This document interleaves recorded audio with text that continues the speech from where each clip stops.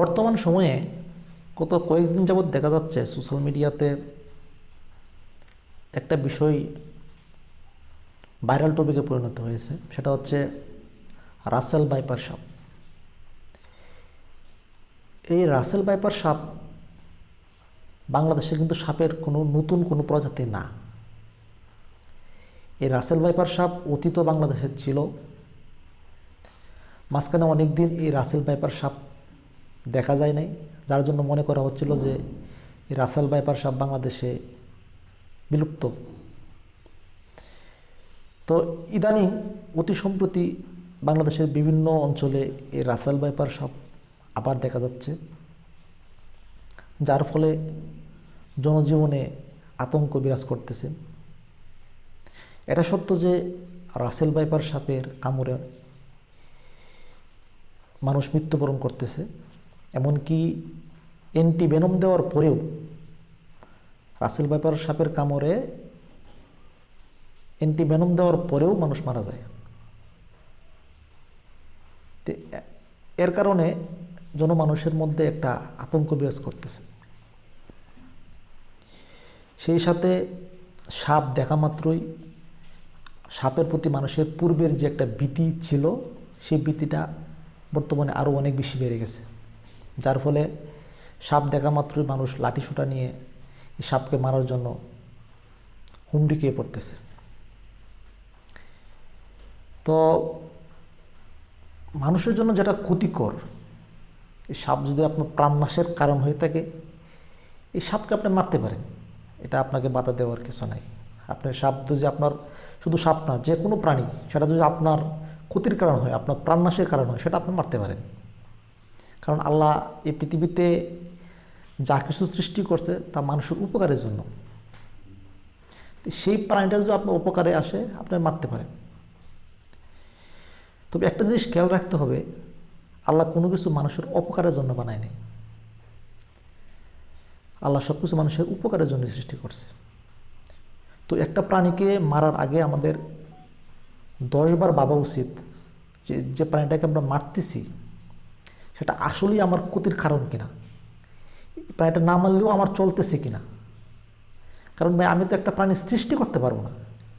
একটা প্রাণী সৃষ্টি করার ক্ষমতা যেহেতু আমার নাই, সেহেতু একটা প্রাণীকে মারার আগে আমাকে ভাবতে হবে যে এটাকে আসলেই আমার মারা উচিত কিনা। একান্তই যদি প্রয়োজন না হয় ভাই, প্লিজ মারবেন না। কারণ দেখেন, সব সাপই কিন্তু বিষধর না।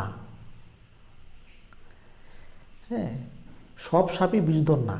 এখন আপনি যে সাপটা মারতেছেন, আপনি হয়তো রাসেল ভাইপার চিনেন না। আপনি যে সাপটা মারতেছেন হয়তো এটা বিষাক্ত না, হ্যাঁ, হুজুগে মেরে ফেলতেছেন। সৃষ্টি জগতে একটা ইকোলজিক্যাল একটা ব্যালেন্স আছে, একটা চেইন আছে। হ্যাঁ, যেরকম দেখেন, এই পৃথিবীতে এক একটা প্রাণী একটা আরেকটাকে খাইয়ে বাচ্চা আছে। পৃথিবীটা হচ্ছে একটা খাওয়া খাওয়া জীবন। হ্যাঁ, এখানে দেখেন সাপ কি করতেছে, ইঁদুর খেয়ে ফেলতেছে। আবার সাপটাই করতেছে কি, বিভিন্ন পাখি খেয়ে ফেলতেছে। আবার ওই পাখিকে অন্য কোনো কিছু খেয়ে ফেলতেছে।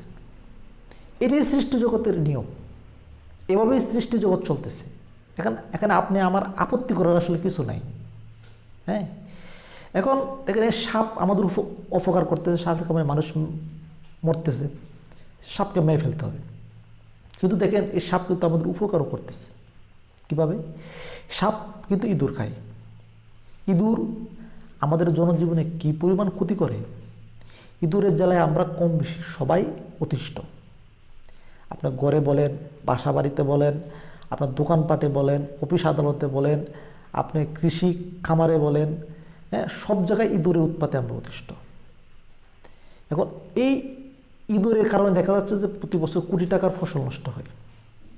তো এই সাপে ইঁদুরকে খেয়ে আমাদের একটা পরিবেশের একটা ভারসাম্যকে রক্ষা করতেছে। হ্যাঁ, তো এভাবে কিন্তু সাপ আমাদের উপকারে আসতেছে। আবার দেখেন পোকামাকড়, এখন আমরা স্বভাবতই দেখা যায় পোকামাকড় কী করে ফসলের ক্ষতি করে। এখন ফসলের ক্ষতি করে এই জন্য যদি আপনি সমস্ত পোকাকেই আপনি বিষ দিয়ে মারি ফেলার চেষ্টা করেন, এতে করে কি আপনি কি পরিবেশের কি সুরক্ষা দিতে পারবেন? পারবেন না। কারণ সকল পোকাই কিন্তু পরিবেশের ক্ষতি করে না, উপকারী পোকাও আছে। এখন যদি আপনি সকল পোকাই বিনষ্ট করে ফেলেন, পোকা কিন্তু ফুলের পরাগায়নে সহায়তা করে। এখন পোকাই যদি না থাকে, পরাগায়নটা কীভাবে হবে? আর পরাগায়ন যদি না হয়, ফসল কীভাবে হবে? এজন্য দুইটা দিক আছে। আপনি অপকারিতা মেরে ফেলেন, সমস্যা নাই, কিন্তু অপকারিতা মারতে যায় আপনি যদি উপকারিতাও মেরে ফেলেন, তখনই একটা বিশৃঙ্খলা দেখা দেবে। পরিবেশের যে একটা ভারসাম্য, একটা চেইন, এটা বিনষ্ট হবে। আবার দেখেন, আবার যদি জঙ্গলের দিকে তাকান, বাঘ, হরিণ। এখন আমরা যখন ডিসকভারি চ্যানেলে বা টেলিভিশনে দেখি যে একটা হরিণকে একটা বাঘ ধাওয়া করতেছে, তখন কিন্তু আমরা সবাই ওই হরিণটার দিকে চেয়ে থাকি এবং হরিণটাকেই আমরা সবাই সাপোর্ট করি। হ্যাঁ, আর কোনো কারণে যদি হরিণটা যদি বাঘের হাত থেকে রক্ষা পায়, তখন আমরা কিন্তু একটা স্বস্তির নিঃশ্বাস ফেলি। আর কোনো কারণে যদি হরিণটা বাঘের হাতে ধরা পড়ে, বাঘ যদি হরিণটাকে খেয়ে ফেলে, তখন আমরা একটা দীর্ঘশ্বাস ফেলি, হরিণটাকে বাঘে খেয়ে ফেললো। কিন্তু এখানে আপনার আমার কিছু করার নাই, এটাই সৃষ্টির নিয়ম। এখানে যদি বাঘ যদি হরিণকে না খায়, হরিণের সংখ্যা অত্যধিক হারে বেড়ে যাবে।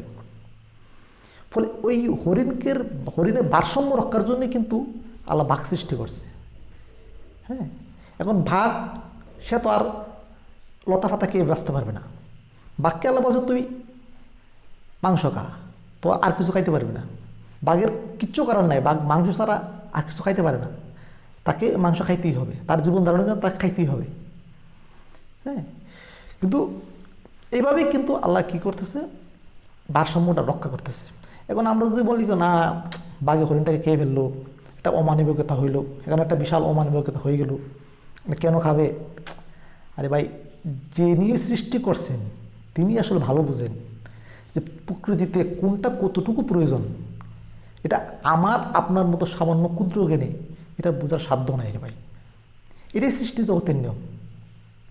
তো রিকোয়েস্ট ভাই আপনাদের কাছে যে সাপ যদি আপনার উপকারে আসে, সাপ না আপনার যে কোনো কিছু যদি আপনার উপকারে আসে, আপনার প্রাণনাশের কারণ হয়, এটাকে মেরে ফেলেন, কোনো আপত্তি নেই।